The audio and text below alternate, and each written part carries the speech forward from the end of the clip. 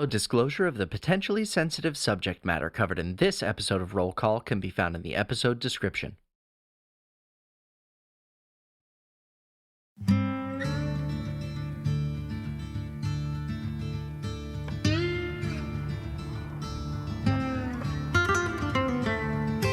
the southwestern corner of the world of Mirabella lies the Outlands, a hostile but enticing territory that seems to draw folks of all kinds. Want to meet a few? Well then, how's about a little roll call? I'm Ben Pimental, and I play Alden Ambergris, a man with as many secrets as coins in his pouch. I'm Gurkowski, and I play Percival, Wynnemark. I don't try to be the best, it just keeps happening. I'm S.J. Nelson, and I play Madge Smalls. All I have is a ladle and a dream and some visions. I'm Shaylee Bowman, and I play Kaia Vaeloris. I am just trying to master the storm inside me. I'm Patrick Holt, and I play Twig. He's got a bit of an attitude, so don't poke the bear. I'm Stone Mountain, and I play Zero, and I'm just a guy, just a regular guy. No magic here, no sir. Don't worry about it. And pulling the strings as the game master, it's me, JP Coletta. So, let's jump into this episode of Roll Call. When we last left our heroes, they continued their journey towards Ironhook Crossing to find and confront the Rustbrands, Silas, and perhaps even the long-lost priest, Father Brian.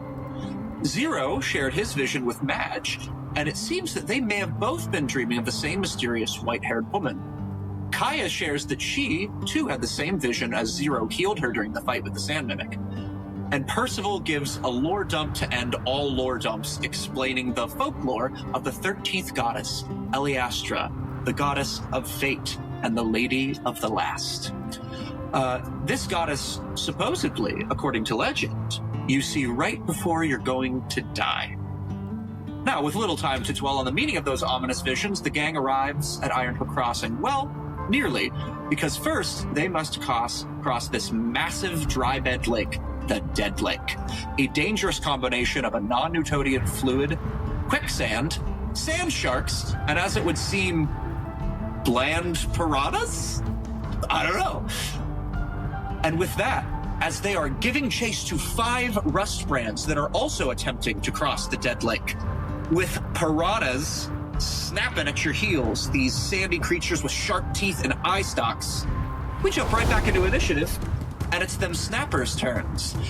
And this swarm of snappers is going to go ahead, and surrounding Zero, popping out of the sand, is going to go ahead and make their attack against Zero. And there are 5 of these little guys, Zero. This might as well happen. Which makes it a... Let's see if there's 5 of them. That is a 26 to hit. Well, yes, that's double my AC. Great. Oh, and that is max damage, so that's going to be 9 points of piercing damage as they swarm around your ankles. These things pop up, and all of a sudden, before you even notice them, they just, they start chewing on your leg one after the other, like, going up and down your leg, and then pop back down. Twig, help! Twig! You can still see the scales of their back swirling around you. And with that, it is now the Rustbrand's turns. Now, for those of you who aren't Zero and perhaps Twig who is concerned with this, some of you may actually notice the Rustbrands in front of you are also confronted with their own swarm of these snappers just popping out. Good. This is very good. I like this. So, they're taking swings at that. Unfortunately, that is somehow gonna miss. That was only a 9 to hit from the Rustbrands. So they're just, 2 of them are swinging these like scimitars at them, while the other 3 are taking pot shots at the ground. And you just hear boom, boom, boom. Oi, little fuckers! as they just shoot into the sand with these tiny geysers of sand erupting. But with that, they do manage to cross 30 more feet, which means that they are now 30 feet from the edge. They are about 1 turn's worth from being off of the dead lake. Now, unfortunately, as they're doing that, they do incur an attack of opportunity from these snappers. And that is going to be a 15 to hit on the rust brands, which does in fact hit.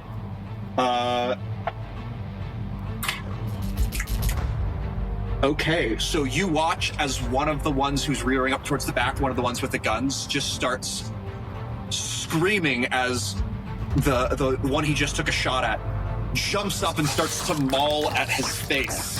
And the rest of them jump up and start mawing at him as well. And he gets knocked prone into the sand, and he's crawling a little bit behind his friends. With that, it is now y'all's turn. So let me go through and get what you're doing, and then I'll describe the ending. Madge, what you gonna go ahead and do? Madge is whacking that fucking dead lake, girl. Don't even worry about it. All right, whack. Go ahead. So you're gonna roll that and roll me the hit and the damage. Twig, what you doing? I guess I'll help Zero. No, I would definitely will help Zero. I'm gonna cast Wither and Bloom around him and the snappers. Is that what you called them? Snappers? Snappers, yes. Okay. Go ahead and roll your healing while I ask Zero. I believe Zero rolls the healing, actually. It's one of my hit die, right? +5. Oh, amazing. I think I'll roll it, but I think that gets me back to full, like, almost at minimum. I'll just need a con save from them. Okay, great. While we're waiting on that, Kaia. Thank you. I think I'm still 60 feet away from or like 60 feet left of the hardened sand. So I'm going to move 30 feet forward, and then I am going to whack it again. Okay. Go ahead and roll hit and damage. Alden, or Norx, sorry. Hey y'all, so it looks like my audio and video for the first part of this episode took the magician feat and disappeared. So what I did for this first turn was I took my short bow and I took a shot at those little snappers. Okay, so you could go ahead and roll to hit against the swarm, and go ahead and roll damage preemptively just in case. Percival. Percival's going to, I think our rhythm's kind of screwed up, but I'm gonna also run ahead another 30 feet and hit the sand with my warhammer. I think to try to not have even worse things come up from the sand. Okay, great. While you're rolling that, let's go through and get our resolutions. Madge, what's the hit and what's the damage? I hate to wait. I didn't go. I don't want to but I didn't go. Oh, sorry. Right. Sorry, because you were rolling. I'm being healed, Zero. but yeah. No, that's fair. Okay, I know that Zero did some cantrips and they didn't explode, but I think he doesn't want to push his luck. I have a crowbar in my backpack. Could I take the crowbar and hit? I know I don't hit as hard as you guys at all, but could I take the crowbar and hit the sand and just try to add to our rhythm? Question. Sure. I forgot a piece of action economy. So in this moment, could I use my bonus action to help Zero by increasing the volume of that kind of like chanting I was doing to, encourage us to hit hard and on the correct rhythm? Absolutely. I love that. So go ahead and do this at advantage, Zero. Crowbar! And while we're waiting on those rolls, Madge. I forgot to say I will also run 30 feet ahead. I forgot to say that, but Madge, I will run as well. That will be 17 points of damage. 17 points of damage, bludgeoning. And what was the roll to hit? Sorry. I rolled a 24 to hit. At this point, I just trust you. The AC of the sand is 8, so if you roll over an 8... Well, I had a +8 to my hit, so... Madge is having I'm having a pretty easy time hitting this sand. That will be 17 points of damage with her ladle. Okay. That's 17. Twig. Yeah, I just need a con save from the snappers, and I have damage rolled in. It's if they take half if they have. Con? Yeah. So that's going to be a 16. Damn, okay, so they take half of 5. Okay, so... Necrotic. They take half of 5 necrotic. You got it. So you watch as just part of, I'll describe that in the end, but okay. 5 necrotic. Great. 17 bludgeoning to the sand. 0. You looked very happy with your roll. I got a nat 20 with this crowbar, which I think as an improvised weapon is a D4. So 2D4? So I will... Is that right? Is that... Yeah. Are you good with that? Okay, good. I'm fine with that. So I do... Oh, I dropped it. I do 5 bludgeoning damage with my crowbar. And then if I could just describe Double to 10? Oh, no, sorry. That was the double. No. Oh, your table rules. That's right. Vulnerability to the sand. Yes, to double to 10. Sorry. Amazing. Sorry, I'm frazzled. I think just to describe a small part of the picture, I think I have been bit by these piranhas. In actuality, because of the temp HP from my expiring meter, I didn't take a lot of damage, but 0's kind of a big baby to damage. So I'm screaming and crying, and I see Twig cast the spell to damage the piranhas a little bit. And I think almost like whack-a-mole, I'm like taking my crowbar and ending up hitting the sand very well, but missing the sand piranhas. Like, do big 10 damage. I love that so much. Heck yeah. And then Kaia. I was scared that my 14 wasn't going to hit, but okay, AC of 8, so it does hit. 16 bludgeoning damage. Double to 32, okay. And then Alden. All right. Norx. So I got 2 sides of a crazy coin.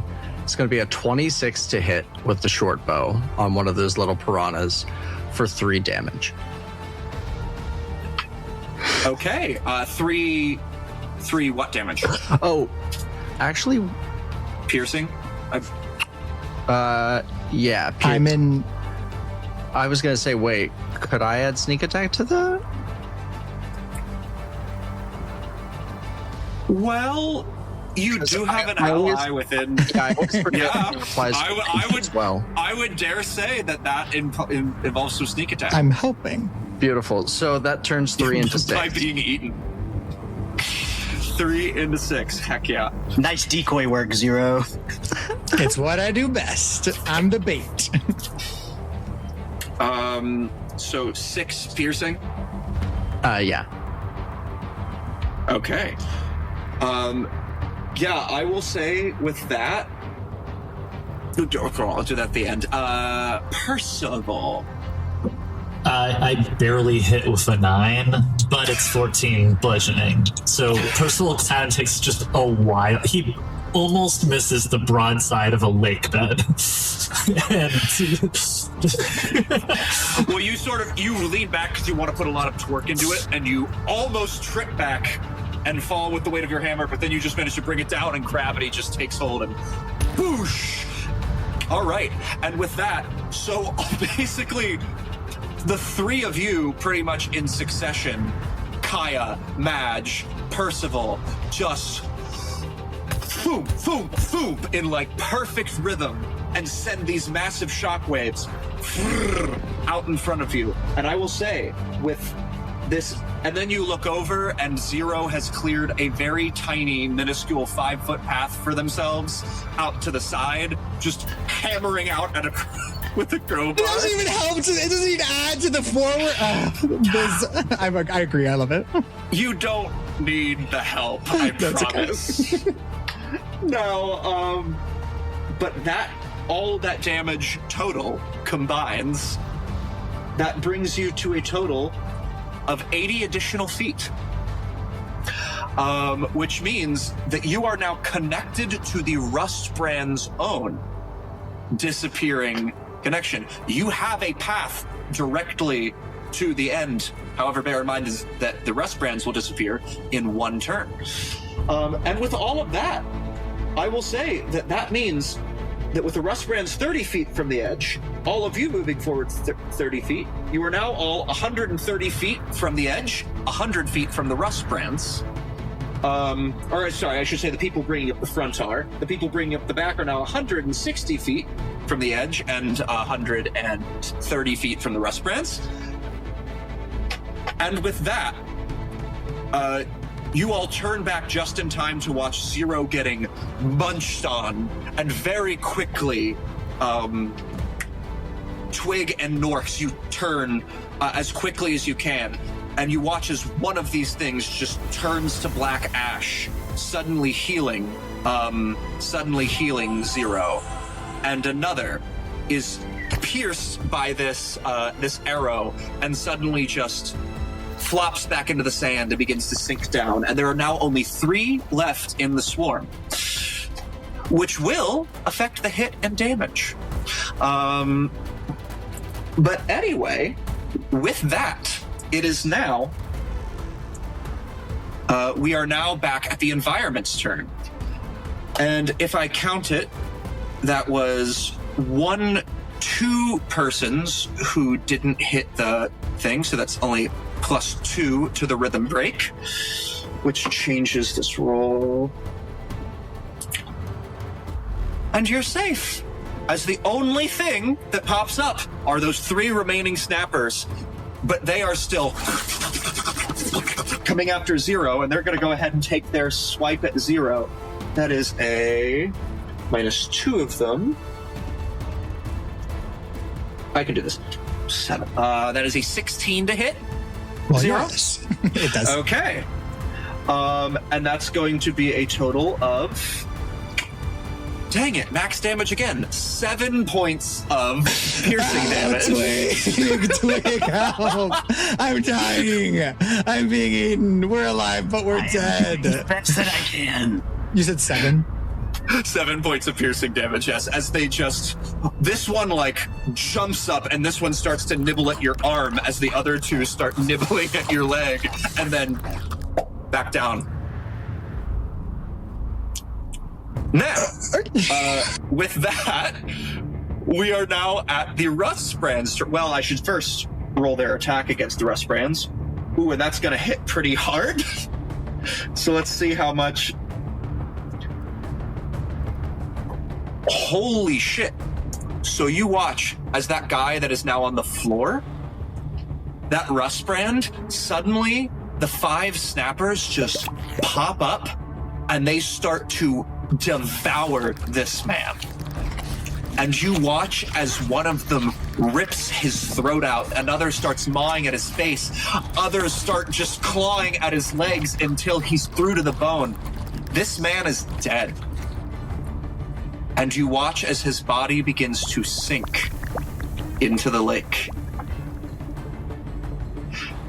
And the other rust brands manage to get 30 feet further, which means that they manage to get to the edge. They are now off of the dead lake. And they seem to be making for the northeast, where you saw those spires, those metal spires shooting up into the sky. And as you've gotten closer now, you can see that those spires are attached to a massive iron wall that seem to have these 4 towers at each corner. And it's humongous, like miles long, potentially. Anyway, with that, y'all still have passed without a trace up. Let me roll. I think it's time for a... Because they are going to turn back. I really was going to say it would make sense if they saw you, but they rolled a natural 1 and you still have passed without a trace up. So I'm just going to say they look back and they see their fallen comrade. One of them lunges for him. Kelvin! Leave him, leave him, leave him. We don't have time. And rips his friend away and they make towards that wall. With that, it is now your turn again. So, let's go in order. Madge. I'm running 30 feet and that ladle's hitting that sand, water, ooblecky. Heck yeah, roll it. Twig. I'll cast Starry Wisp at them this time. Okay. 0.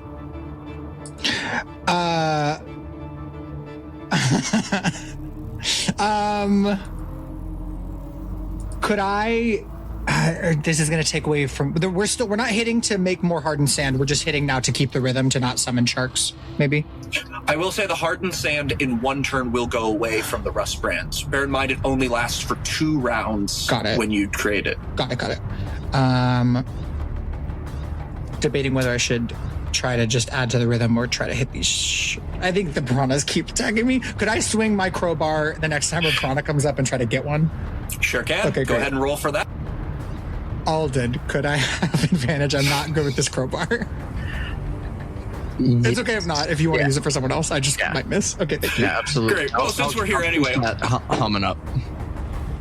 Alden, what's the rest of your turn? Just since we're here anyway. I would like to look at Percival and say, are we just worried about getting across, or should we start getting them with range?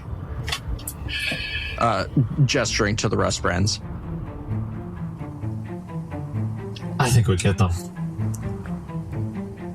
I like where your head's Percival at. is such a shit stir. These I love little it. psychos we have in our group. Percival's a bloodlust. I will use 30 feet of movement to get further. And I will take a shot with my bow. Okay. Kaia.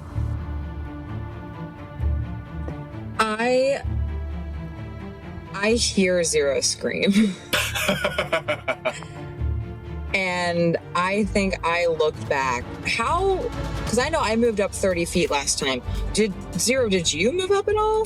Did Zero move up at all? I assumed that as I'm running, they're like going alongside me, so I assumed I was still moving. Okay. They just are keeping with me. Okay, If that's so okay. then you're like next Correct. to me, I just right? kind of Or, like, assume least- everyone's moving everywhere Totally. else. That's what I meant. Thank you. Okay, yeah. So, great. Then you're like either right behind me or next to me. So I think I turn, and instead of hitting the ground, I think she is going to feel like she has to. I think she's going to feel like she has to protect Zero. So I think she's going to try to hit the land piranhas. Yeah. Yep. Okay. That's it. With that, Percival, last one. I have a question for you. Oh no. If you had, I don't know, say just like a regular man and a man with a full set of heavy armor jumped 10 feet onto him, landing feet first, he would take damage from that, right?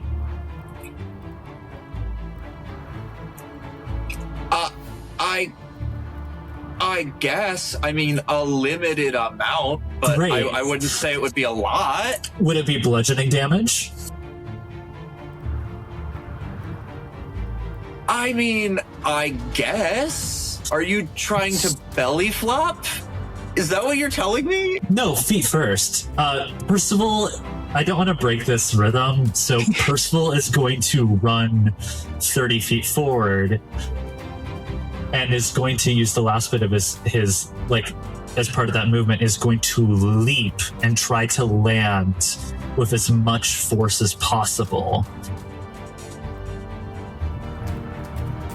Okay, I see what you're saying.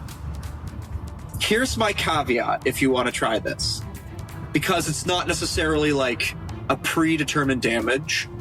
I will let you roll an athletics check, and depending on how the check goes, you either do a lot of damage or okay.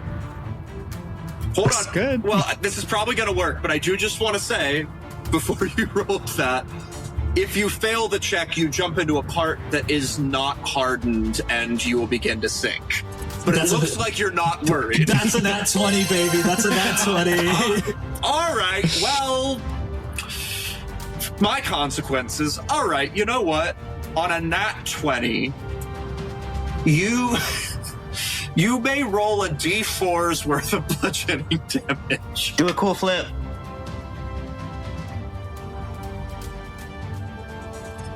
All right, I rolled that, and then also I am going to, seeing Norx pull out his bow and take a shot, I am going to launch a chromatic orb with.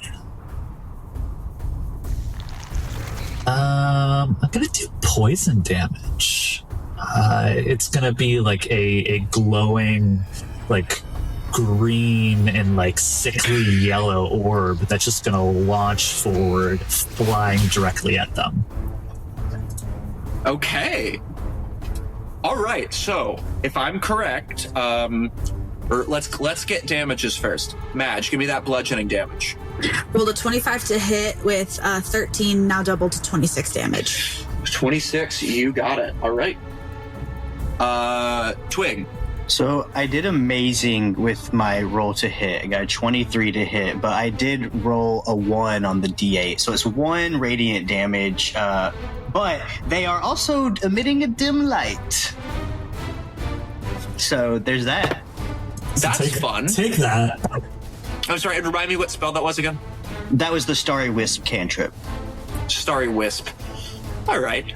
And could you just do me a favor and describe to me what your Starry Wisp looks like? Like, how does this work? Yeah, absolutely. So I feel like it kind of gathers in like almost like a vine-like style of like energy, maybe like a glowing vine, and it just kind of like wraps around Twig's hand, and then he flings it forward, and it's like maybe like a rose thorn almost kind of deal, but it's glowing.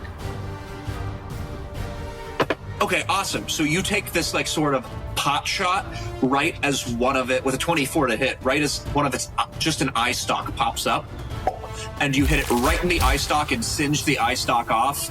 But you can now see underneath the sand, the thing that is swimming around is a little glowing shadow. Anyway, with that, Zero, remind me. I was gonna say, Norx, feel very good that you gave me advantage, because I actually would have missed.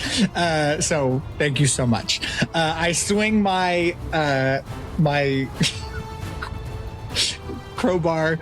I got a 17 to hit, which I think hits, and I did 4 damage with my crowbar.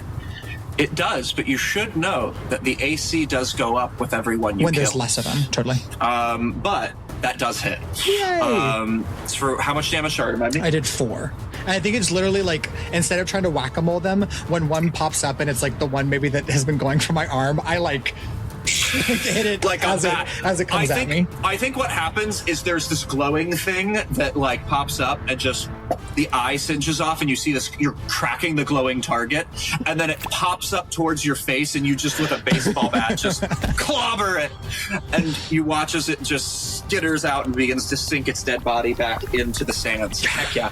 And then Kaia. I got a 25 to hit. Ooh, doctor.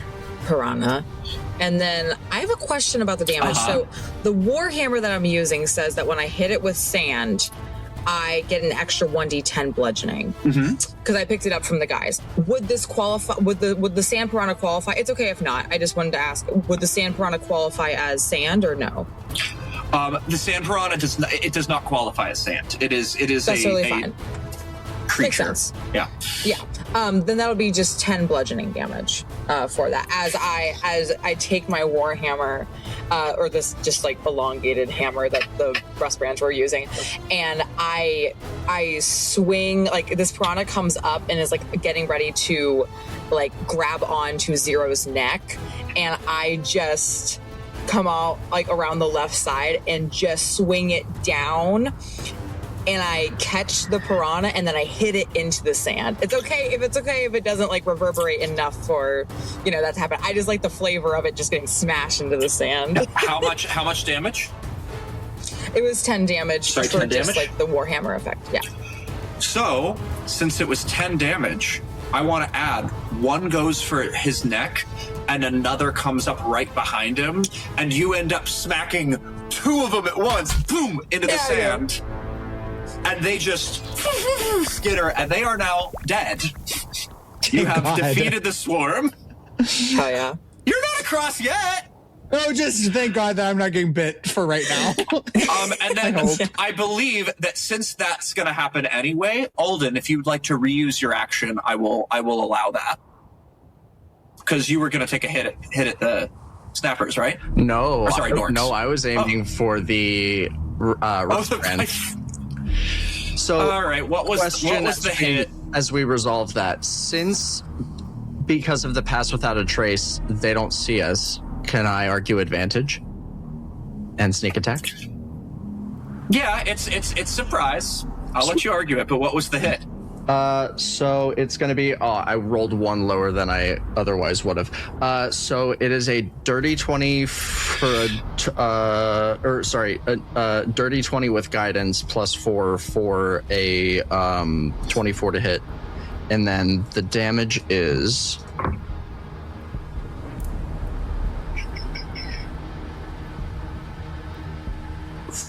16 piercing damage. And Alden, as he finishes running that 30 feet to kind of close with them, so they're still within close range of his bow, he draws the bow up and he first aims at where Kelvin fell. And I just say, "I'm sorry, Kelvin. I hope you weren't a half-decent guy." He starts training his bow up. "Because I'm about to kill your fucking friends." And then he releases the bow. You murder hobos. Are we the good guys? All right. Sorry. I was so caught up in that performance, I've completely forgotten what the roll to hit and damage was. It was a 24 to hit and 18 piercing. 18 piercing. So with 18 piercing, I'm going to let you describe this a little more, because you kill one of them. It's a headshot.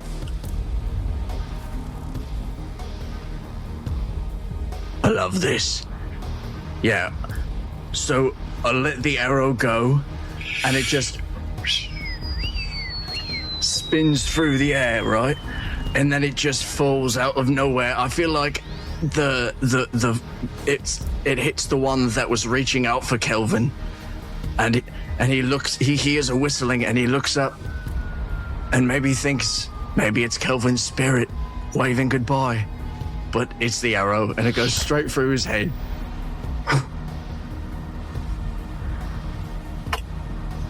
Okay. I don't think we're the good guys.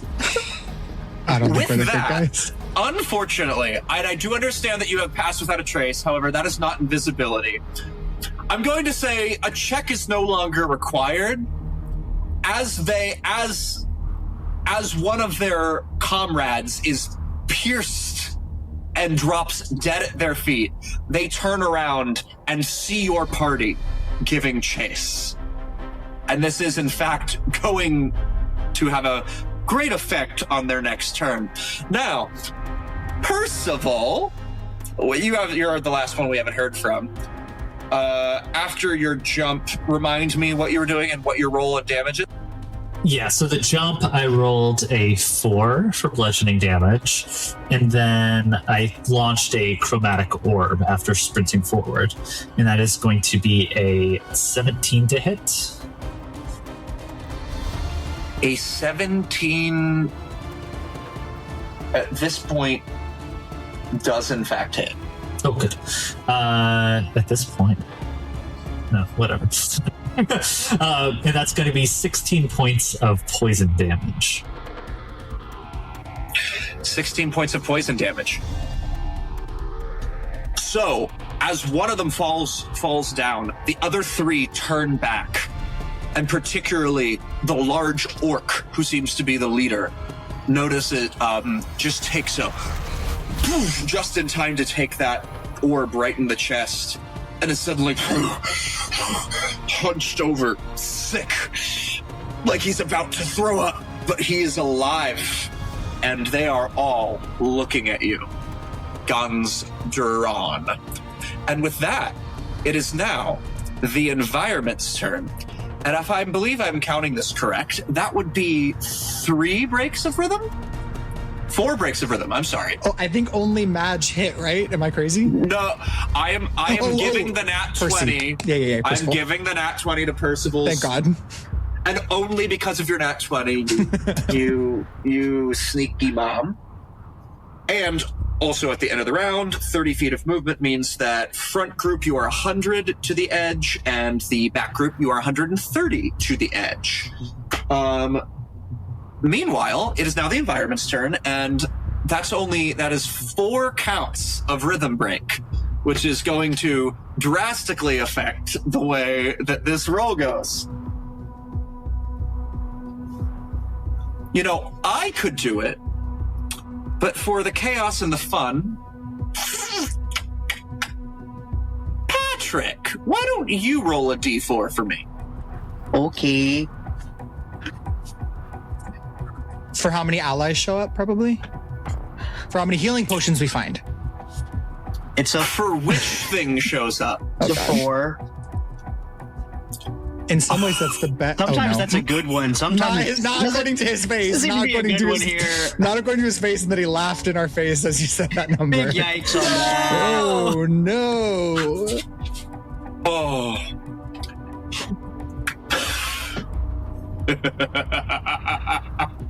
Well, that's not good. As you watch the snappers sink into the sand, you are all met with the thought, Dead Lake Schmed Lake. That wasn't so bad. Those things are tiny. Except for Zero, who's going, ow, Twig, they're eating me. Exactly. But as this is happening, you feel a tremor beneath the earth as the sand begins to shake. And directly in front of you, you see a massive, cyclone or typhoon whirlpooling into the sand. And what looks like a natural anomaly of the sand slowly gives way to teeth and eyes as a massive, humongous, just creature worms its way out.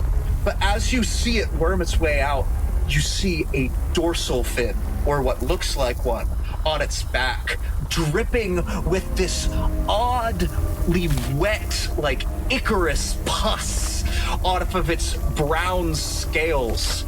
And as its face meets you, and its tail swings above and slaps down, leaving a great geyser of sand in its wake, you are met with the face of a great sand shark, the patriarch of this lake.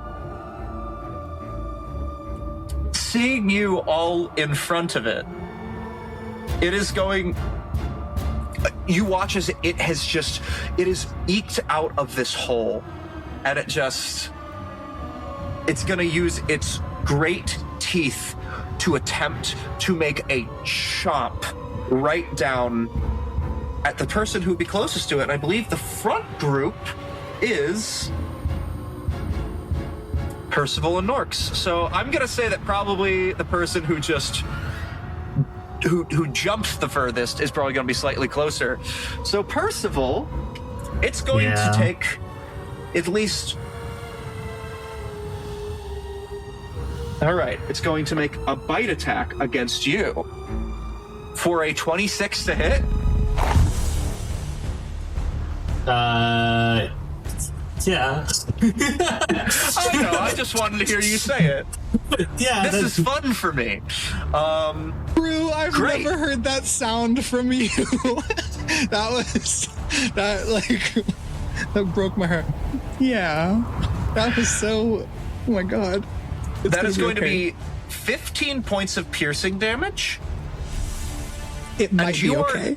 Now grappled. Okay. But don't worry, it's going to use its second attack to let go of its grapple, and it's going to take the throw action. So, it has you in its teeth, and it just yeets you 30 feet into the air with such force that I need you to make a dexterity saving throw as you land on the ground. That's not going to go well. Okay. 15 plus 0. 15. 15 plus 0. So that does manage to save you. So you manage to sort of do a superhero landing. However, unfortunately, that level of force on your knees does cause you to causes a shockwave to run up through your body. It does, however, freeze the sand that you are on, so you are not sinking. However, you do in fact take 10 points of bludgeoning damage. Would have been worse.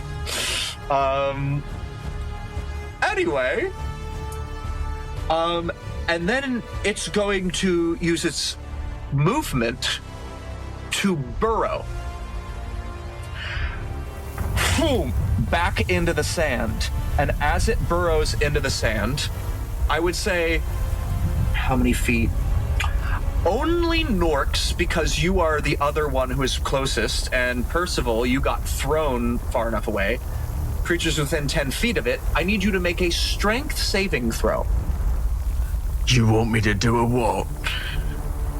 Oh, you heard me. No! Great. Go ahead and give me that saving throw. 4. 4? Yeah. Oh, no. Okay.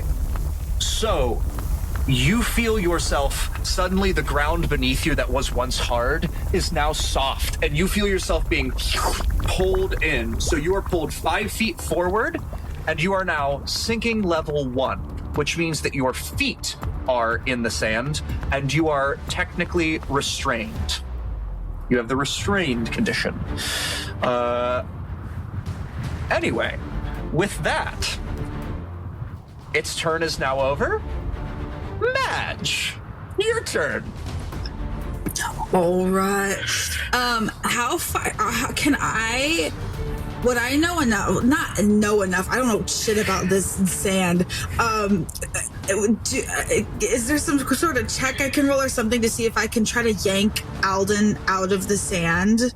Would that be possible for me to do, or should I just go up and try it?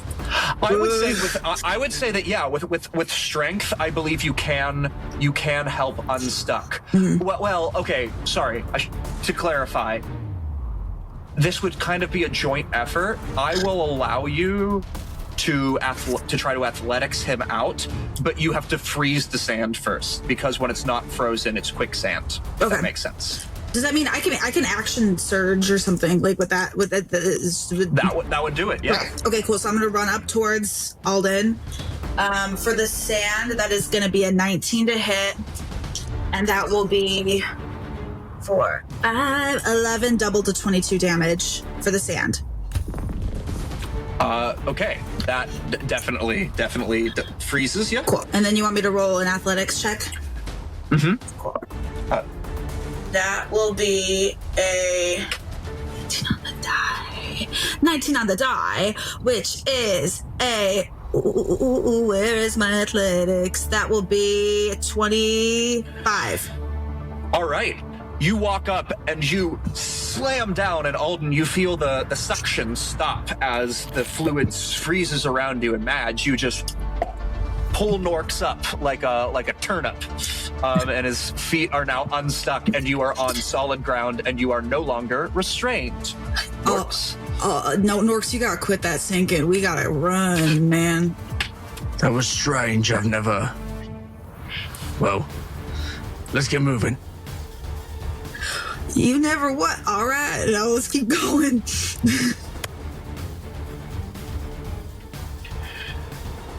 Okay. Is that your entire turn? Or are you gonna move towards the exit? I will say you can go around where it just burrowed, but how far did I go to get to Alden? Was that because I have like 30 feet of movement? Oh, well, technically speaking, to get to Alden, because you were in the back line, right? Yes. That was your 30 feet. So, great. Sorry, then my apologies. All good. Great. No, you're good. So you're caught up to Norx. Cool beans. Yeah, then that's my turn. Sick. Okay, Twig. Okay. I'm gonna use a charge of wild shape and turn into a bear.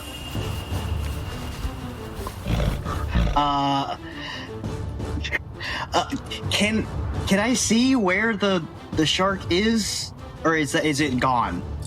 Oh, it burrowed, but don't you worry. Its massive dorsal fin is circling up, so you can still hit it. Okay, I have a mechanics question for you. Since we're on a non-Newtonian fluid, if I were to cast Moonbeam, could it go down as well as up?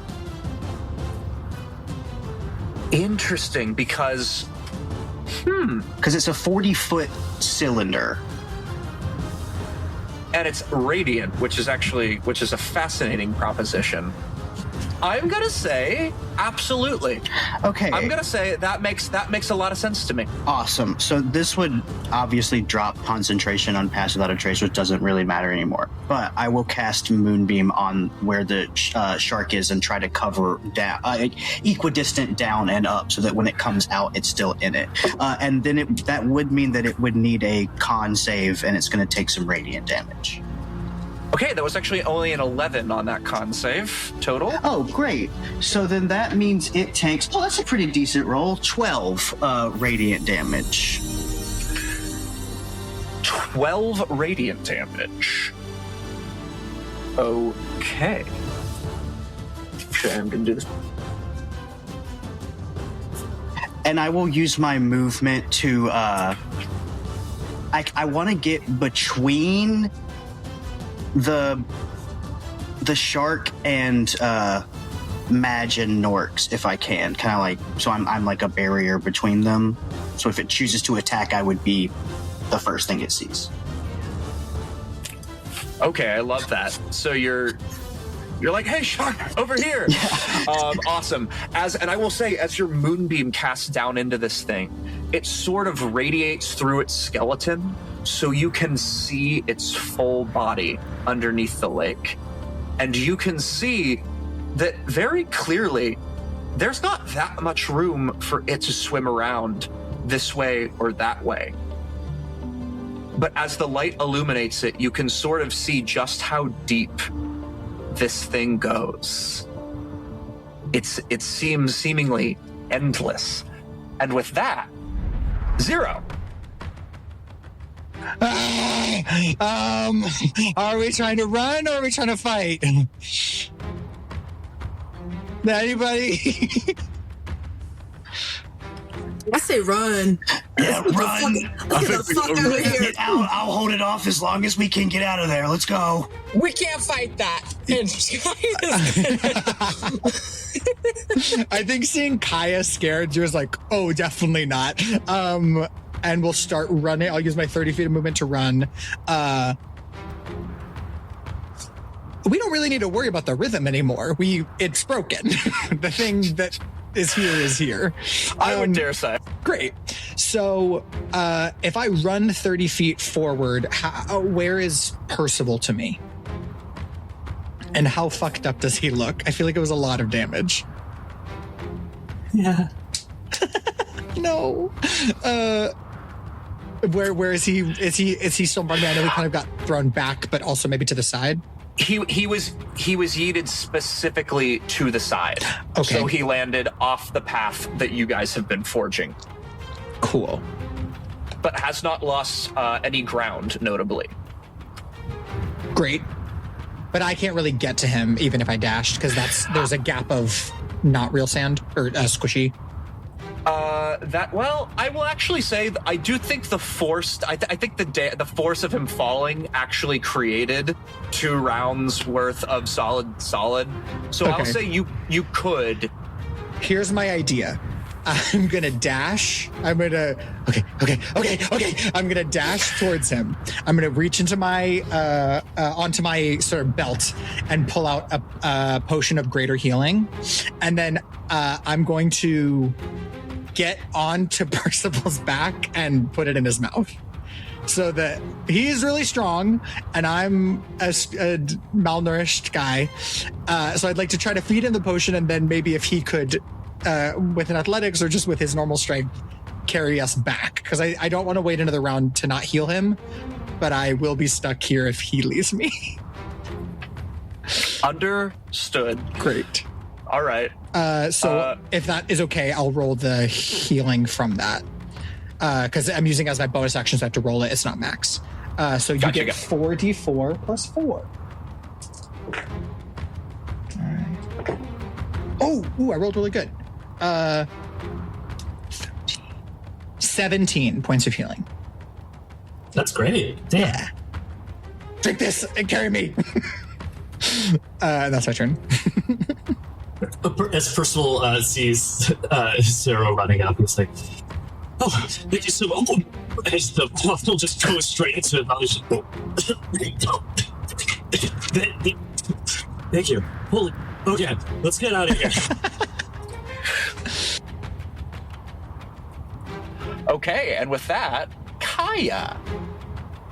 Okay, so I'm running for my life, as one does. That's what it does. I have a interesting question. Okay. Would I know what a sand shark's favorite thing to eat is? Don't say people, don't say people, don't say people. I'll give you a history check to see if Boris ever mentioned it to you. Okay. Come on, baby. Oh, that's a 19 on the die. Okay, wait. What's my history? I don't think it's great, but a 19 is pretty good. It's a 21. A 21. Notably, and I'm going to give you something else for free.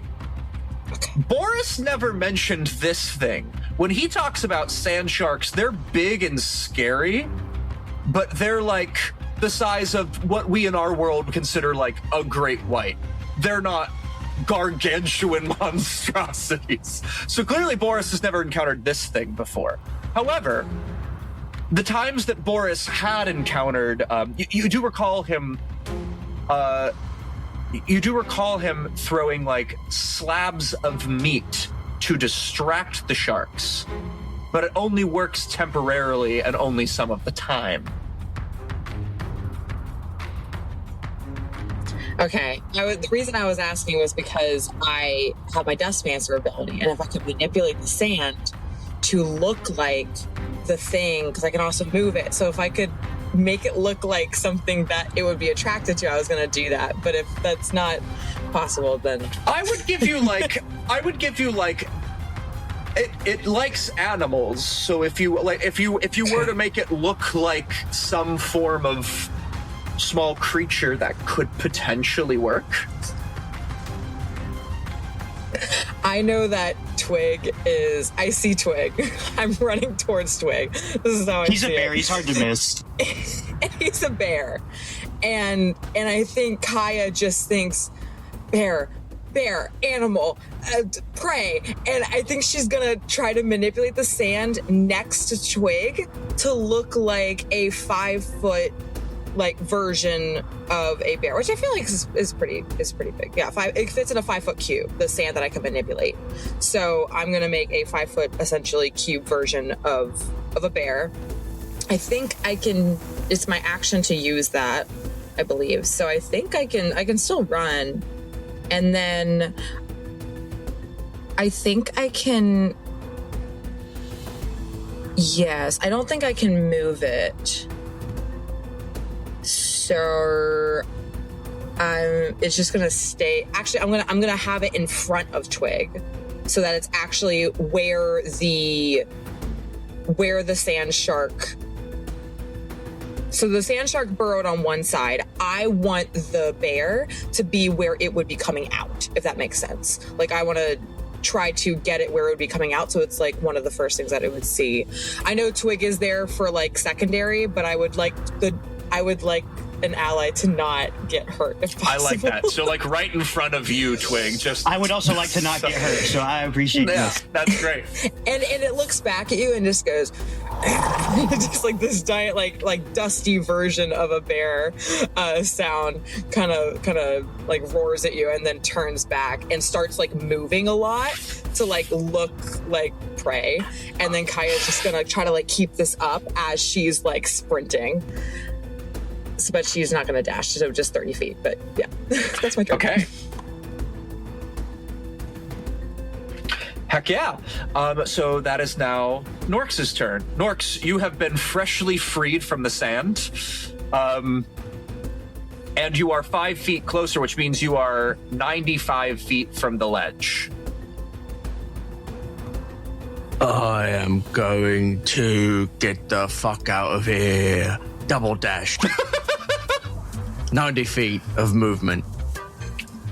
90 feet of movement. I will say that puts you right at the edge. You have 5 feet left, and you feel yourself on the bank as you run across, like, where that dorsal fin is, like, right by the dorsal fin. You're like, nope. Getting out of And here. you are right by that. And what I find most funny about this is basically, like, Madge just, like, frees you, and before you say anything, you just tear off in the other direction.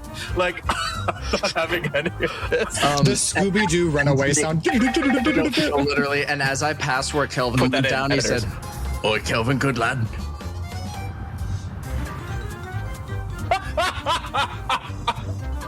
That's so funny. All right, great. That's an awesome use of turn.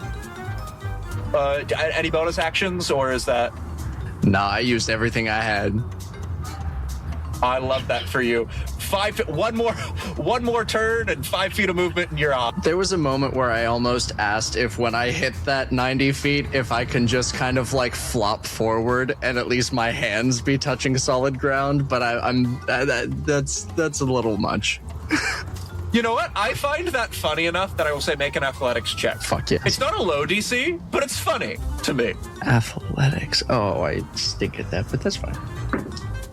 Oh, okay, 15. I will say with a 15, you get there and you just lunge face forward. In exchange, your hands are on dry land, which means that you will be able to get out, but you are now prone because you have fallen forward. So okay. Yeah. I will say the shark can't get you, but you are prone. That is what I'll give you. Alden's just laying there like, Oh, I missed you, land. I missed you, land. I thought I was on land, but I wasn't on land. I missed you, land. Heck yeah. All right. And Percival, last but not least. Okay. So I'm off to the side, and I've cleared an area for me. So I'm going to take the diagonal option and use a little bit of jump so that I can run back to the main path, and then I'll get 20 feet closer to the shore. With that, I am going to put 0 down, and Percival's going to, as he sets him down, says, get to shore as soon as you can. And Percival's going to actually turn around and cast. Okay. Percival is going to cast. Oh boy. What was that? Nothing. You see Percival turn around and look at and find the shark, and he's going to cast Crown of Madness at it. So the way I see this happens, because you only see the dorsal fin, it's not a crown. Instead, it's a almost like chain and ball with jagged spikes on it that kind of hooks around the dorsal fin and drags behind it. Now remind me, is that a wisdom save or an intelligence save? Yeah, so I'm also going to describe the spell for our listeners who maybe haven't encountered this before. Sure. So I can... And let's see. I'm using that's the 5e, sorry. So I need a wisdom save, or the creature becomes charmed for the duration. And while the target is charmed in this way, there's a twisted crown of metal. We're doing a little play on that. And the charmed creature must take its action before moving on each of its turns to make a melee attack against a creature other than itself that I mentally choose. Percival is choosing himself. And yeah, we'll see how that turns out. Good Natural man, Charlie Brown. 1. Hell yeah. You're charmed, and you have to kill me. Oh no.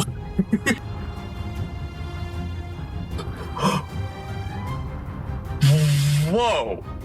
Okay. That's crazy. Meanwhile, before I tell you how that happens, on the other end, Norx, you've now collapsed. Oh, land. It's so good to see land. And there are 3 rust brands fuming 30 feet from you on the other side, who are looking terrified at the shark, like they want to run away. I thought they did run away. Fuck. They couldn't yet. I forgot. I thought they were out of initiative. I forgot. Well, yeah, but time still, Pat. You're fair. Don't worry. There is still a check to this. 2 of them are grabbing their friend, saying, "It's not worth it. It's not worth it. Let's go," seeing the shark. But one of them is locked onto you. And I'm now going to roll a wisdom save for him. If he passes the wisdom save, he will go with his friends. But if he fails, he will lose control and he will attempt to strike you. The DC is 15. He only has a +2. Oh no.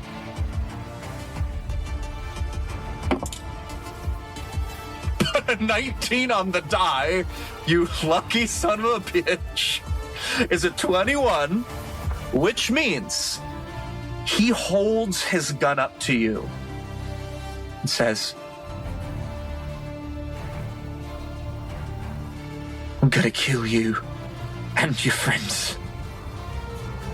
I'm gonna get you one fucking day." And he takes a shot right next to your head that lands into the sand.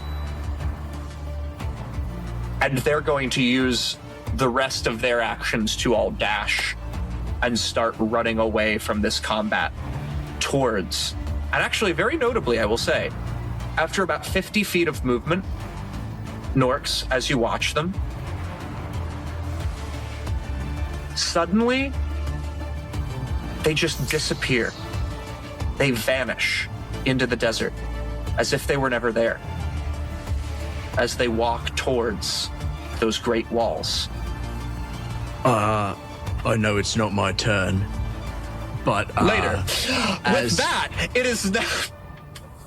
I was just gonna. Don't worry. I was just gonna ask if there was any sort of check I could do to memorize where they disappeared, and B, memorize their faces as I just kind of. What is going on? That is. Did y'all see that too? I did. It is not my birthday. I'm laying in the sand. My ears are ringing. I will say, I don't think there's a check you can make as much as I will say you will never forget this young man's face. He's got this brown, really cropped short hair. He has a particularly hard nose and these brown eyes that are not that of a hardened criminal, but that of a young man in the prime of his youth and innocence. That's the man who took a shot at you. And as for where they disappeared, I'll say you can pretty much certainly tell that it was within about 50 feet of where they were, which is within about 80 feet of where you are. And Heard. with that, Thank you. popping back in, it's now the sand shark's turn. As this crown forms around its dorsal fin, as the spell begins to take hold, you feel, Percival, you feel the ground shake as its whole body tremors. And you feel it before you see it. as it comes directly up from underneath your feet. Boom! And tries to take a bite at you. That is a 14 to hit. Does not hit. It does, in fact, have a second attack, since it doesn't have someone to throw. And that is going to be a 26 to hit. Yeah, well, that hits. So Wait, what happens... What silvery barbs?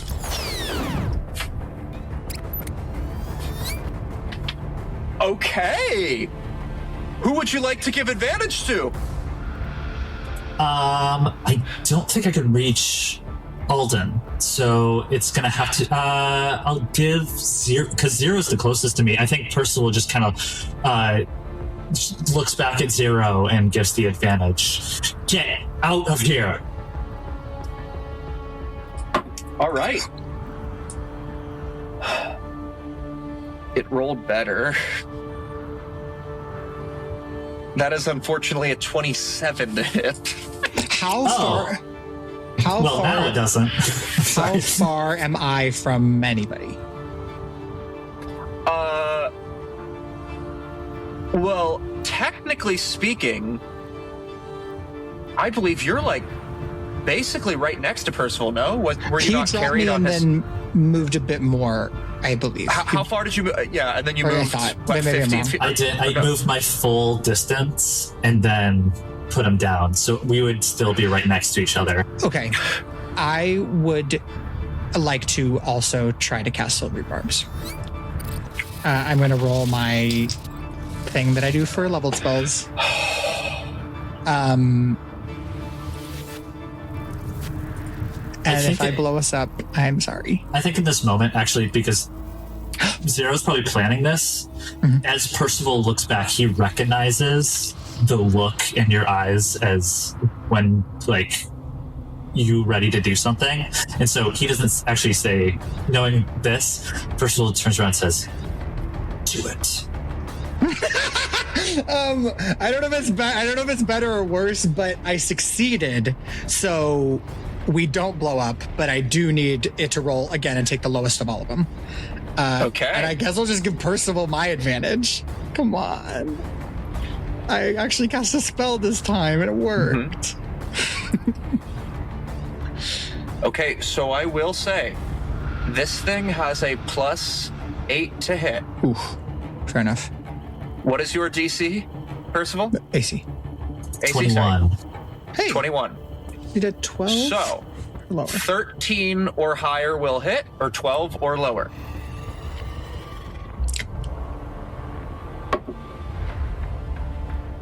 That's an 8 on the die for a total of 16!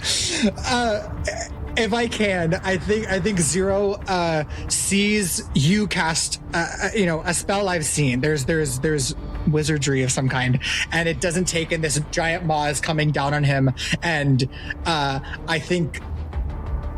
In a panic, Zero does his little orb of time, but this time it takes and flying out in two directions. One, imbuing Percy with almost like quick, like speeding him up so he can dodge out of the way. There is a bubble of force that is the shark starts to come down in slow-mo. Like I'm slowing the time just around its mouth, where Percival can get out of the way as it crashes down in front of us, and I lose control of the slowing down. Yeah, so you watch as that happens and it's slowly moving. The sand around it is joining that slow motion. Because Percival is basically standing on its teeth as it's almost upright.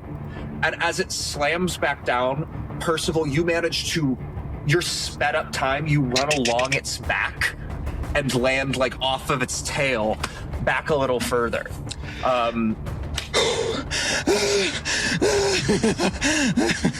That's the sound Zero makes. Percival And with that, oh, sorry. Percival turns around and kind of looks at this shark behind him and goes, "Miss me?" Madge, it's your turn. Madge is fucking running, girl. What the hell? I'm gonna sprint. I'm gonna dash and move 60 feet, girl. All right, that puts you 40 feet from the exit. Thank God.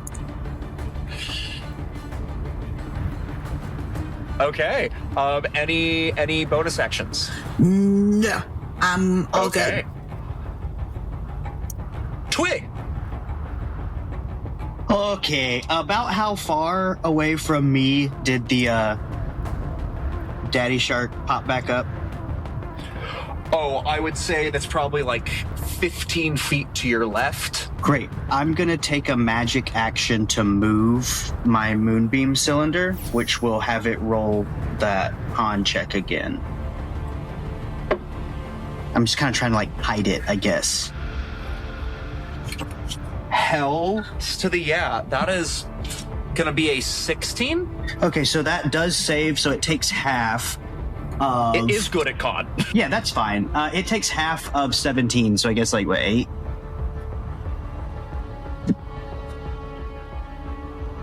And that's radiant again. And then I'm gonna start running as well towards the side, and he's gonna yell out, "Zero, get a move on, let's go!"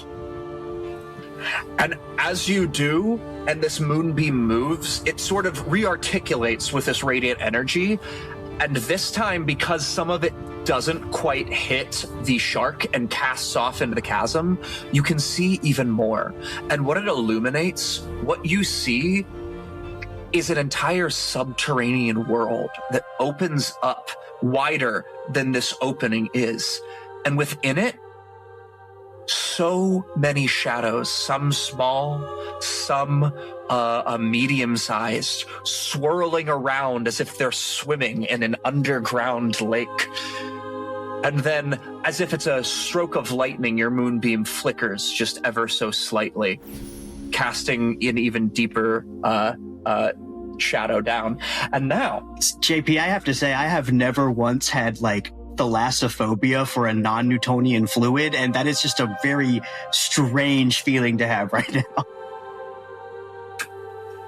and with that, 0. Oh boy. I am feeling very proud of myself that a spell worked and I didn't accidentally blow myself and Percival up. I'm gonna run away. I'm gonna run 30 feet. And I guess I just don't think we should. I don't think we should fight this thing. I'll dash. I'll run 30 Okay. more. That's 20 feet from the exit. Great.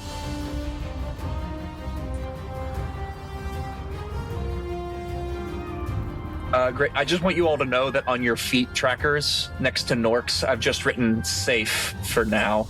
As a heads up, I do get 40 feet of movement as a bear for your feet tracker. Oh, thank you for that. So sorry. So that... So if you moved, that would put you...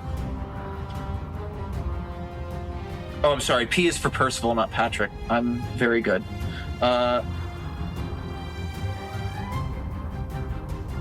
I love That puts with you- even safety is a threat. Well, yes. Anyway, I'm so sorry. So that puts you, Twig, 30 feet from the exit. So one more round will do. All right.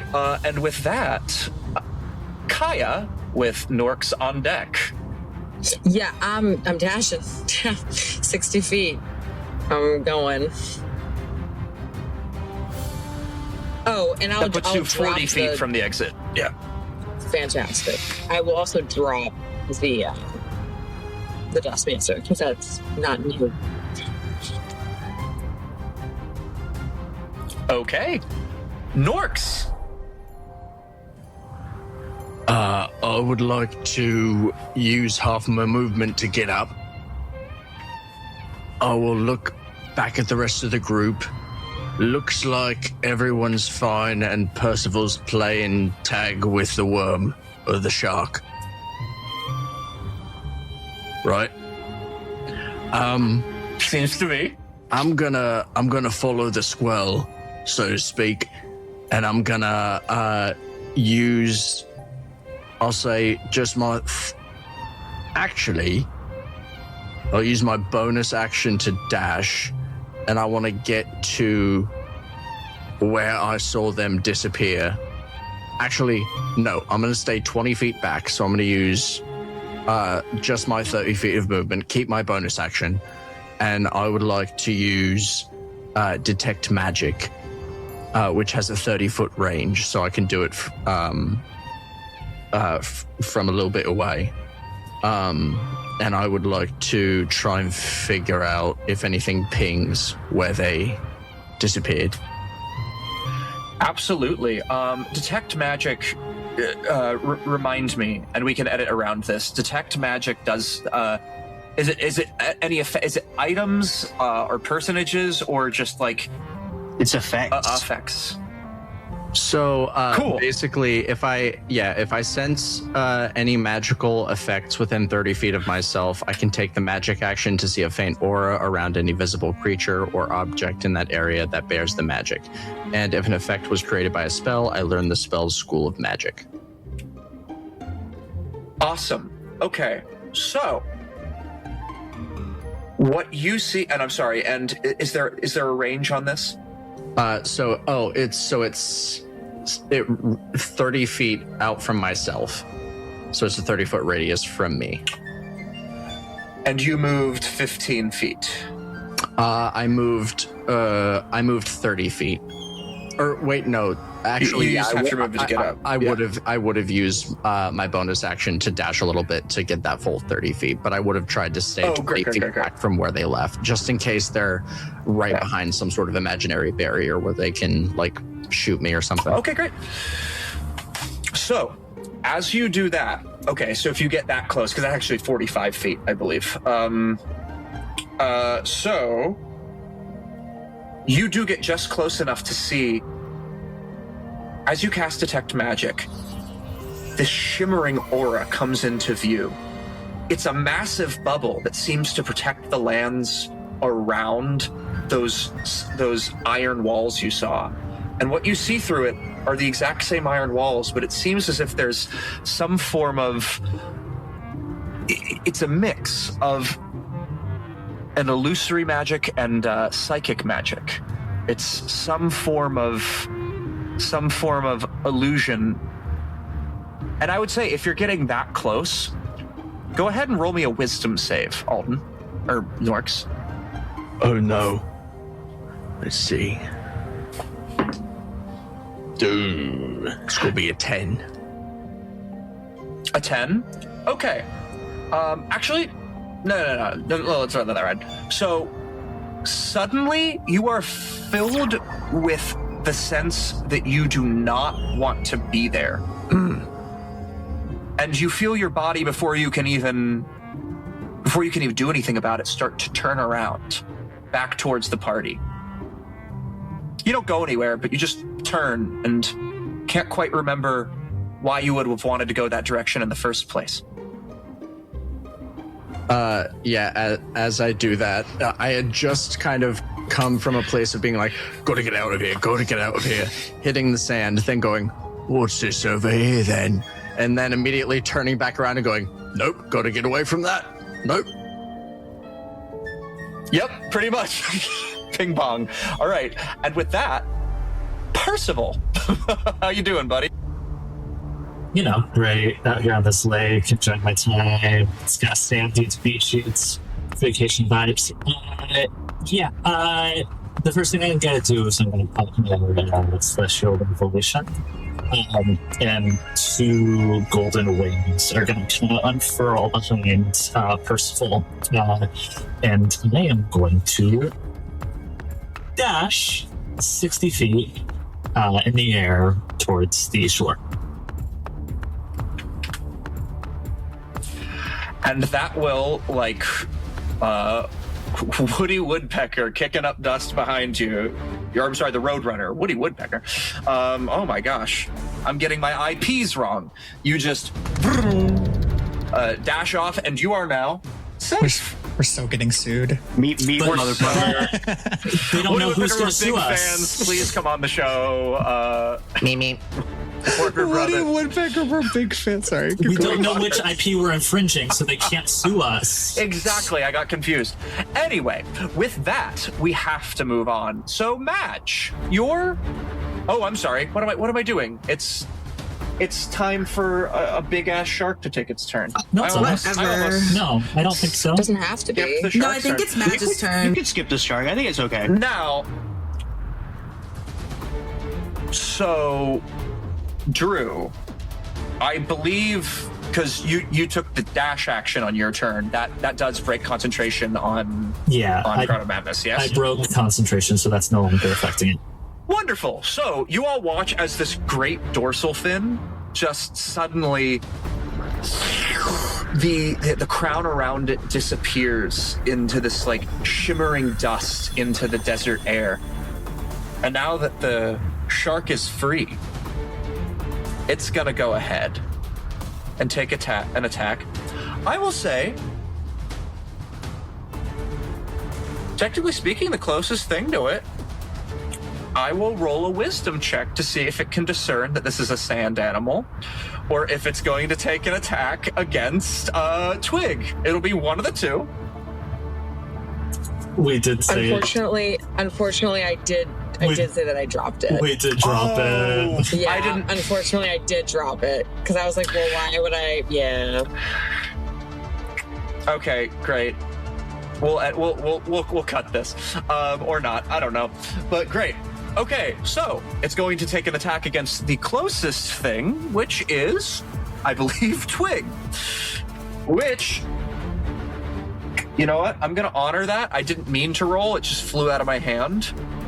But because I like you guys, that's gonna be a 16 to hit.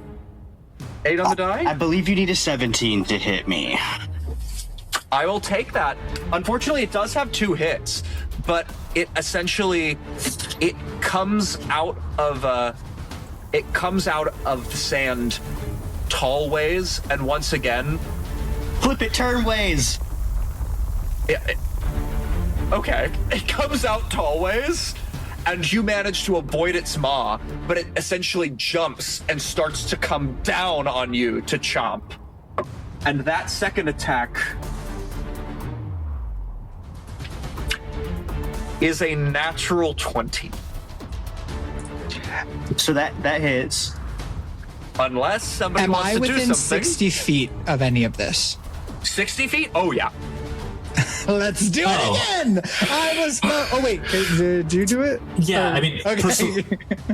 Percival, like, immediately would. His doesn't have a chance of blowing up, so let's yeah, go with that I would one really first. appreciate if you could, but Let's do that. I'll do it. It just... I might... Thank God, because that natural 20 could have done a lot of damage. I could have downed you. I have some temp HP, but it could probably still totally take me out.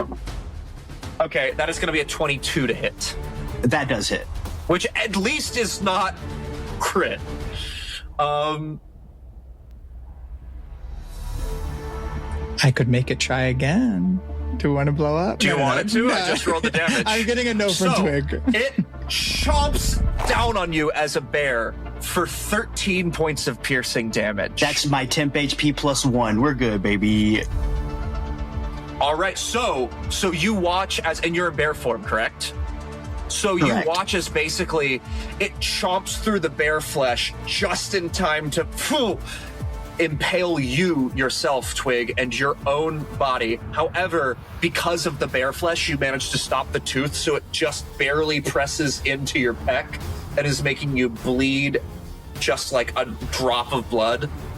But you are now grappled in this thing's teeth. And unfortunately, it is going to move. Oh, no! Which means that it burrows. Crazy. JP, would you say that there was just barely a scratch? Oh! I would say that you can shut the fuck up. Anyway, Oh my stars. Oh my stars! Wow, wow, it's getting aggressive. No. What's your profanity? So, You got it. Okay. choking rules. Essentially, For every turn that you are choking, you will make a Constitution saving throw. It's save or suck. So on a success, you take some damage, and on a failure, you take no damage, and you manage to hold your breath. However, there are it's 3 strikes and you're out. So essentially on 3 failures, which is treated like a death save, you are deemed unconscious and incapacitated, and you will begin making death saves at disadvantage. So essentially, six rounds of combat can go by before you die. 3 before you're incapacitated, and 6 before you are downed. I have a stupid question. Yeah. If I dropped my wild shape, would that free me? It does seem like so you still have wild shape. I will say I would say that dropping your wild shape would free you. It's kind of a I don't want to get stuck to this thing and get dragged around, but if I drop the wild shape, I would have to use my last charge to use it again in another battle, and I'm running out of spell slots too, so there's that. But if it's going to free me, then I might just do it. I would say you could use that. You could do that on your turn. Is dropping wild shape? It's an action. I'm pretty sure. It's an action. I'll double check, but I think so. You can do that on your turn, which will mean that you don't have to take an action to break, but you can also just use your action to try to break the grapple. It's a bonus action. Correct. Okay. Yeah, that makes sense. So what you could do that'll free you from the grapple, but you will then need to make a strength check to try to burst back above the surface. But we will get there on your turn, as you are now choking. And that will begin on your turn. So, now that that's done, Madge. Oh, hello. Do we need someone to whack the ground again in order to keep trucking along? You do. Actually, at the end of this round, it will expire. I will take one for the team and whack, so we can all get back safely. That will be a 17 for the sand, and then that will be 5, 6, 7, 8, 14 doubled to 28 damage to the sand. Okay. And I will also move the 30 feet. So you re-solidify the last, so you are now off and safe, and you now re-solidify the last 15 feet of movement that people need to get off as a ramp for 2 rounds. And with that, Twig, it is now your crazy turn. You gonna do that? Yeah, I think I'm gonna do that. Okay, so before you do, I do need a Constitution saving throw for choking. Hell yeah. 17.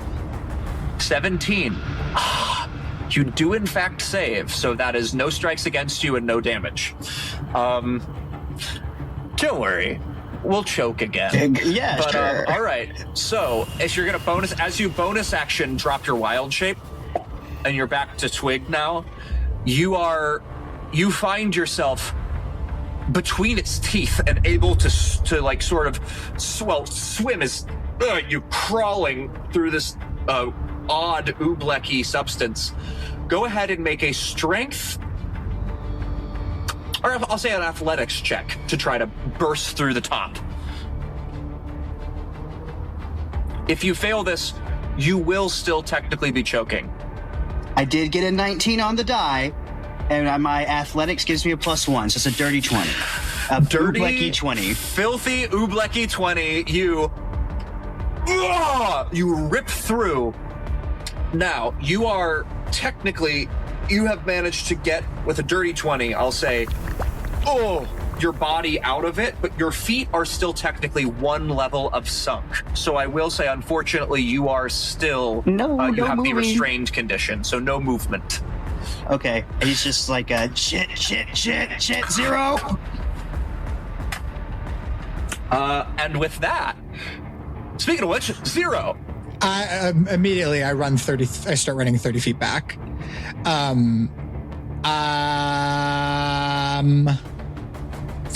Fuck. I should have silvery bars. I think Zero felt the opportunity to cast that same spell, and somewhere in the hesitation of thinking I would mess it up, and I always overestimate how I think Twig is just like the strongest person. I feel like I made a big mistake, and I think some panic is starting to set in. I can see some part of the shark, right? There's like a dorsal fin or something that I could aim Correct. at. Okay. Yes. I'm going to cast. I need a intelligence saving throw. Okay. Well, sorry. Hold on. Okay. It's Yes. not- Yes. I don't All blow right. up. I need an intelligence saving throw. That's going to be a 13. Thank God that fails. Is the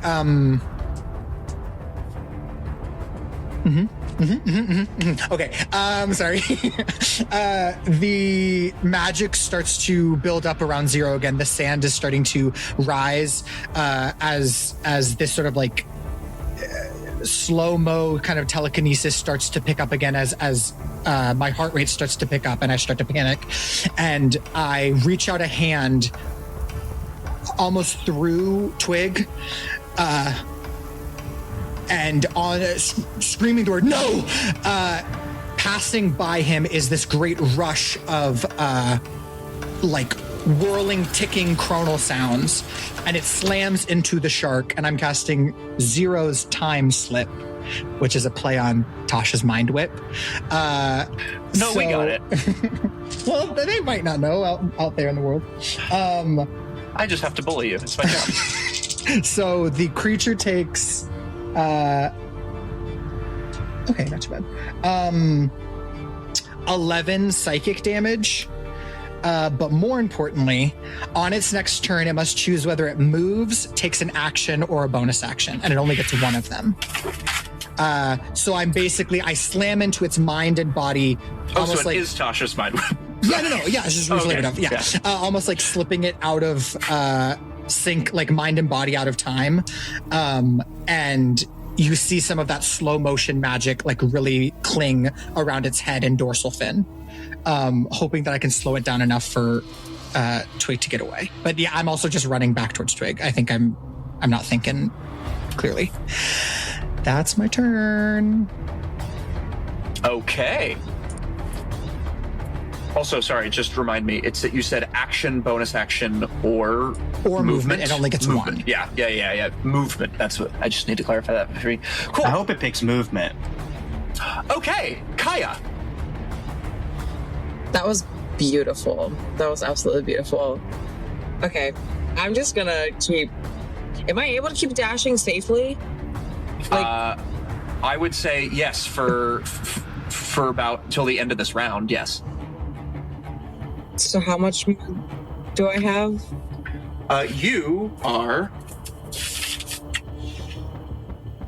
You have 40 feet left. So if you dash, you will be off. You will be safe. We'll just dash and get off then. Yeah. Wait, will everybody else be safe if I get off then? Sorta. The last 15 feet have 2 rounds now, but at the end of this round, all the rest of it sinks. Right. So is everyone else out of that part? The part that's Not about Zero to sink? and Twig. You guys. So sorry. I know you don't like us. Okay. I will say, not to give you ideas, but you could technically, you could freeze more of it, and then Right. your regular movement, you would still be in potential danger, but you would still. I'd be You good know for what the I'm next saying. round to get Yeah. off. Yeah. I know what you mean. Okay, can talk. great. I think I want you putting down. Okay, great. Then I will, yes, I will look back and I'll see that they are clearly having a horrible time. And Tara will be like, oh, shit, damn it. And she's just gonna use the warhammer to slam down on it in anger. Do you want to go ahead and go ahead with the hit? Yeah, roll to hit and damage. Okay. Alright, so 15 on the die, so I think that hits. And then, 18 points of bludgeoning damage. And then I'm gonna run 30 feet. Okay, so that creates an additional, 25 feet, which means that all you guys have to do is move 5 feet, and you'll be fine for the next 2 rounds. I'm sorry, no, you guys are safe. You guys are fine, but you have 40 feet to get off. Kaia, you have 10 more feet to get off. Everybody else is technically safe on land, or land. With that, Norx and my land folks. Am I free to make my own choices, or am I still compelled to do anything? I would say since you've observed the magic, you're not necessarily compelled to walk away. You just more have a feeling of, wait, why was I walking away from that? And you still feel like I don't want to go over there, but you're not compelled to not go over there. There's just an odd sense of fear around it. As I'm coming out of that, like, oh no, I need to walk away from this. I just kind of shake my head and look over my shoulder, and then I'll walk back to the edge of the lake. And as I get there, I will stop at the rust brand that I got with the arrow, because I'm assuming they left him. They did. And how old does he look? Couldn't be any more than 25, human. Right. I'm gonna loot. We could resolve that later or now if you want. Roll an investigation check. I would love to. We're dying out there. Maybe I'll find something that can help. This young man, his whole life ahead of him. I'm gonna pick his pocket. That's 20 for a 25. Oh my god. Okay. So, I mean, pretty much everything that's on his body, there's not much. He's wearing light armor, and he's wearing the typical Rust Brand's cloak, which has that pin that cloaks, that pins it together with a sigil of a sickle and a sword on it. He has one revolver, just a simple little 6-shooter in his holster. And pretty much all else that is on his body is a water skin with about 1 day's worth of water ration left in it, and 4 gold.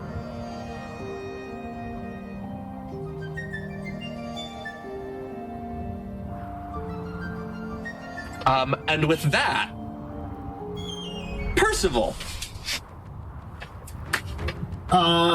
Yeah, I'm gonna. They're 40 feet out. I'm gonna fly 30 feet back towards them. There's not much I can really do, but I am going to. Yeah. I'm gonna prep a firebolt. If the shark pops out near Twig or Zero, I'm going to hit it with 8 firebolts. So I'm going to prep that, and I'm going to hold that. Yep. Okay. With that, we are now back at the shark's turn. Well, let me try to see it. It is going to pop up. I mean, back at the thing it was hunting before, right back at Twig. It's going to be a dirty 20 to hit on the first one. Okay. I'll So I also guess do that words. gets it chosen Did- action. That's did- cool. That's cool. I'm just double checking. It's totally okay. I just want to double check. When Twig crawled away, he didn't get out of melee with it. Like, it doesn't have to close, does it? It can't move at all. Because it either has to move or attack. It can't do both. No, I'm trying to think. It does have a pretty big. Yeah, it seemed large. I don't know how far it away has, that was it able to has a get. big reach. I mean, how far? Because also the strength. If Twig used, If Twig used. Sorry. I was just going to say, if Twig succeeded and was crawling, probably that would be difficult terrain. So Twig used half of his movement. So maybe he would be 15 feet away. That is just outside of. That's okay. So what happens is it pops up and uses some of its burrow speed to do that, and then immediately slams back down and continues burrowing back down. But as it burrows, that activates its sand vortex feature. So I need both Zero and Twig to make strength saves. Well, sure.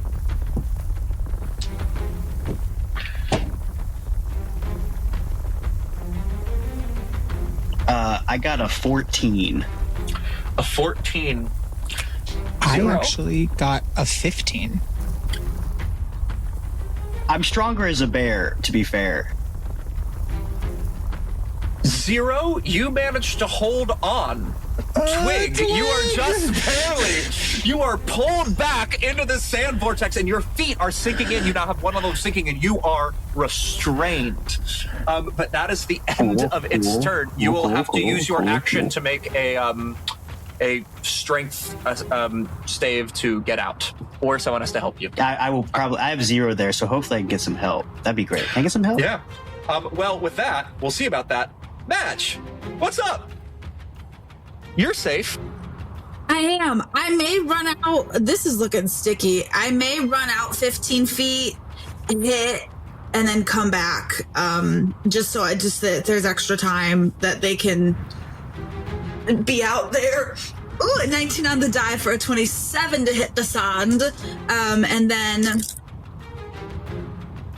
Oh, I don't think can you guys hear me? Oh, thank God. I thought my mic. God dang it. Okay. 9 is 15. Fuck it. Add a side eye.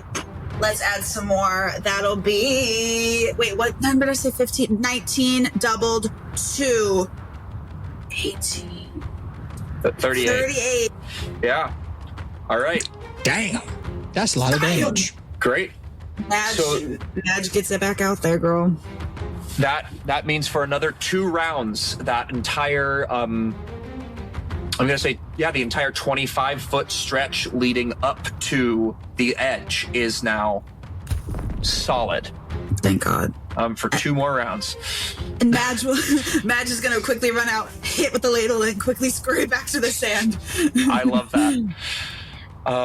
Cool. And with that, it is now Twig's turn. I'm stuck. Trying to get out of there. I want to get out of there. Go ahead and make an athletics check.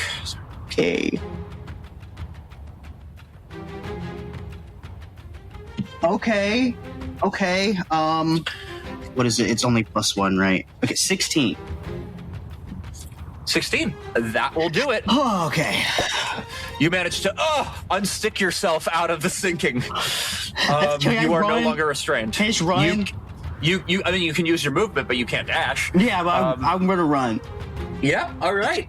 And that puts you 10 feet from the edge. Doesn't he have 40? He has 40 feet of movement. I'm not a He's bear not a anymore. bear. I'm no longer Oh a bear. shit! Yeah, sorry. He dropped the bear. I made a lot of sacrifices to get this 10 feet. All right, Zero, what's happening, my friend? 40 Okay. feet to the edge. And Twig is beside me or is past me? I assume if we run, we kind of Past run you. at the same time, but... Cool. Yeah. I will keep pace. I won't use all. Is that a bad idea? You can get out of there. Get out of there. Okay. It's what the things I can try to do probably are still safer from the edge now that we're actually moving. I'll dash 60 feet and I think make it to the edge, but I'm not going to use my full. If I'm 40 away, I'm going to stop at 40. Like I'm going to be right at the edge and turn back and look at Zero and Kaia and. Well, Percival's in the air. I think he's safe, but all of them just like be taking in and be ready to try to cast something or do something. I think that's my turn. You got it. All right. With that, Kaia.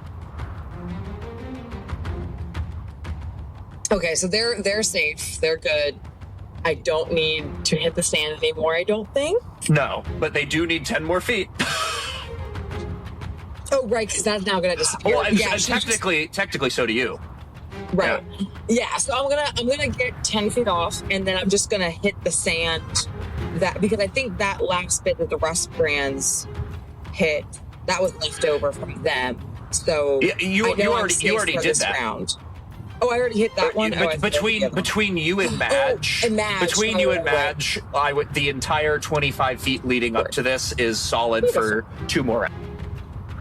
Incredible. Okay, I misunderstood what that meant. You're fantastic. Then I'm just gonna run off, and I think as she runs off, she just sees and she sees Norx just like hunched over, looting this rust brand, and she's just gonna be like, "What? What are you?" Never mind. He's gonna pull up the pistol and go, I found something that could help. Oh, shit. Nice. Yeah. I think that'll be it for her. I think she's going to go over and see if there's anything else. Yeah. And as you do that, Alden, Norx, it is now your turn. And I will say, I was holding off on this for suspense as well. As you open that little gold pouch, there's actually a little something else for you in there. The little pouch that has the 4 gold in it. Mm-hmm. There's a little note inside. And that note reads, Dear Mom and Dad. Fuck. No! Once I have saved enough, I can return to the marsh. I think I'm getting close now. Talk soon. Ted.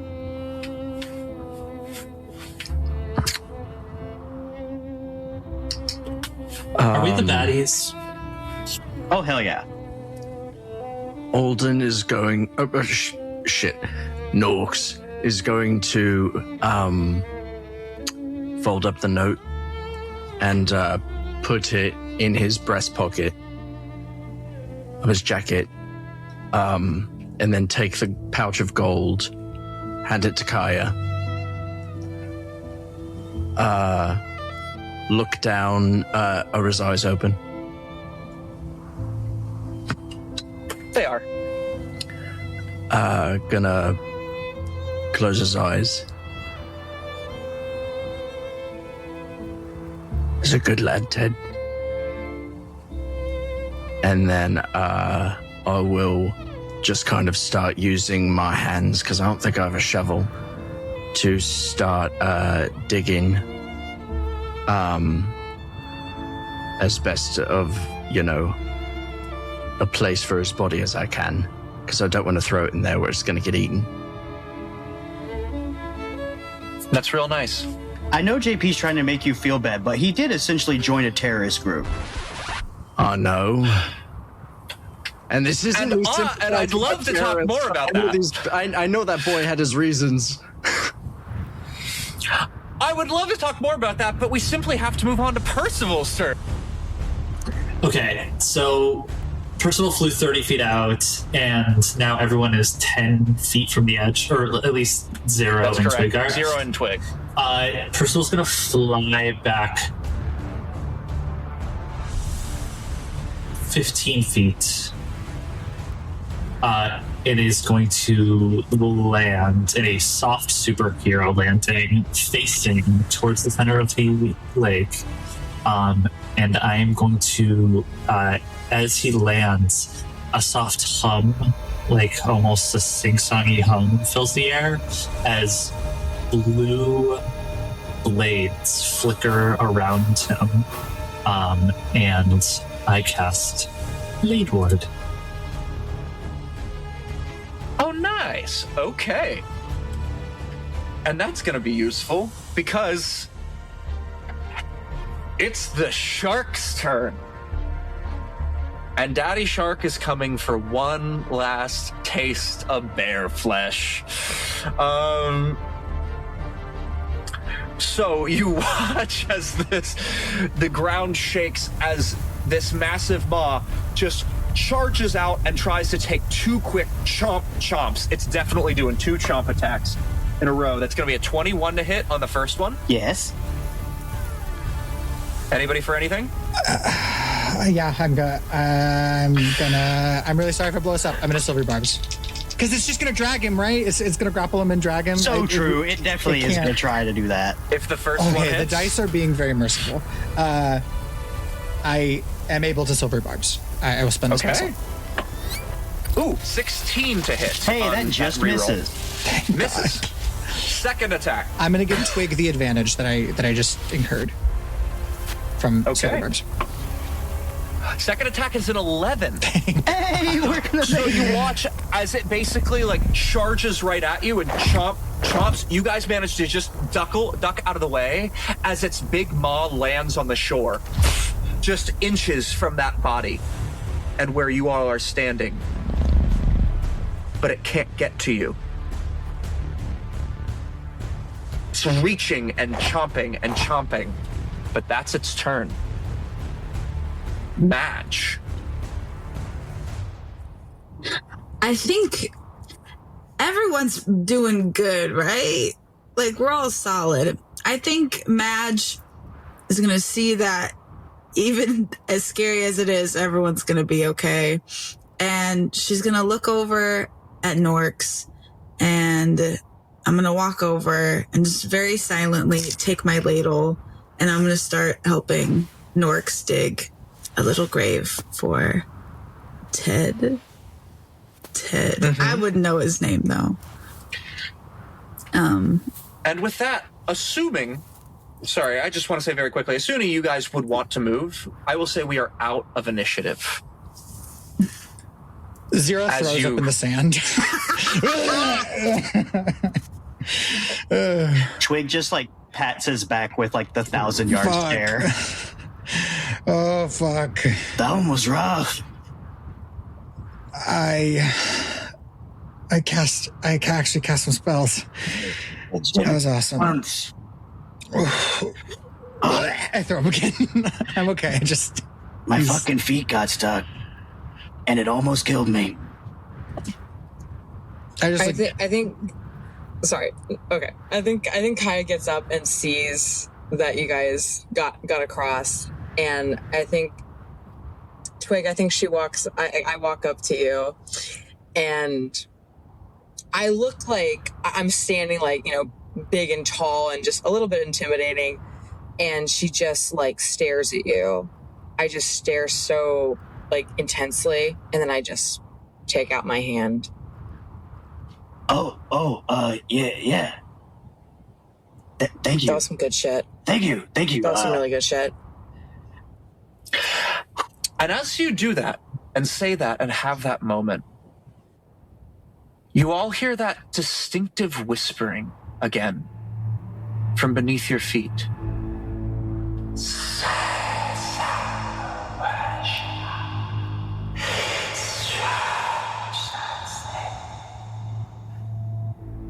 And as you turn towards that great walled town, the great walls and spires in the distance, none of you can escape an odd feeling of dread, like you're not supposed to be there. And that's where we're going to go ahead and leave off today's episode. I throw up again. Of course you do. Absolutely. Thank you so much to everybody for listening and watching. As always, we want to shout out on those incredible artists of our show, logo design by @RealSimonBouye, and character design by Jules_in_the_rain. Their art is incredible, and we couldn't do what we do without them. Now, if you're enjoying the show, please give us a 5-star review on Spotify or Apple Podcasts or wherever you get your podcasts. Or if you're watching us on YouTube and Spotify, go ahead and hit the smash that like and subscribe button, hit that notification bell so that you can listen to new episodes as soon as they come out. And if you want early access and bonus content like our downtime podcasts, then please head on over and give show us your support on our Patreon at www.patreon.com/rollcallproductions and become a patron today. And last but certainly not least, please follow us on Instagram and TikTok at rollcallpod and tell us how much you are loving the show. Well, that's it for us. So good night. And remember, if you're crossing a massive lake of sand, be afraid. Be very, very afraid. Good night, everybody. Mwah.